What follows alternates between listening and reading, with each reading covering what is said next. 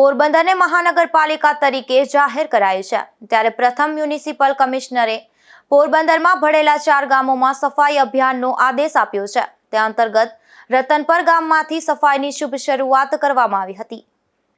પોરબંદર મહાનગરપાલિકાના કમિશનર એચ.જે. પ્રજાપતિ તથા deputy commissioner એચ.વી. Patel તથા મનન ચતુર્વેદીના માર્ગદર્શન હેઠળ પોરબંદર મહાનગરપાલિકા વિસ્તારમાં ભળેલા રતનપર ગામમાં મહાસફાઈ અભિયાન યોજવાની સૂચના આપવામાં આવી હતી, જે અંતર્ગત હેલ્થ ઓફિસર જગદીશભાઈ ઢાકી અને તેમની ટીમના સફાઈ સૈનિકો રતનપર ગામે પહોંચી ગયા હતા અને આ ગામની ગલીએ ગલી સ્વચ્છ કરવાના અભિયાનમાં લાગી ગયા હતા।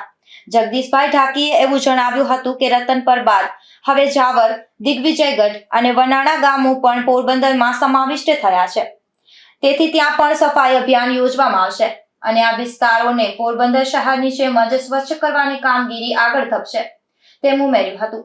મહાનગરપાલિકાના હેલ્થ ઓફિસર જગદીશભાઈ ઢાકીએ એવું જણાવ્યું હતું કે પોરબંદર શહેર કરતા ગ્રામ્ય પંથકમાં સ્વચ્છતા અંગેની જાગૃતિ વધુ હોય તેવું જણાઈ રહ્યું છે, કારણ કે અહીંયાના દરેક વિસ્તારમાં સફાઈ કામગીરી હાથ ધરી ત્યારે એવું નિહાળ્યું કે પ્લાસ્ટિકનું પ્રદૂષણ અહીંયા ઓછું છે, તેમજ જાહેરમાં કચરો ફેંકવાના બદલે લોકો પોતાના ઘરે એકત્ર કરે છે, પછી યોગ્ય સમયે તેનો નિકાલ કરે છે।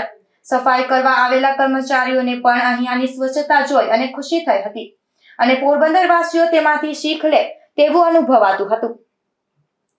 નિપુલ પોપટ, ગુજરાત ન્યૂઝ, પોરબંદર।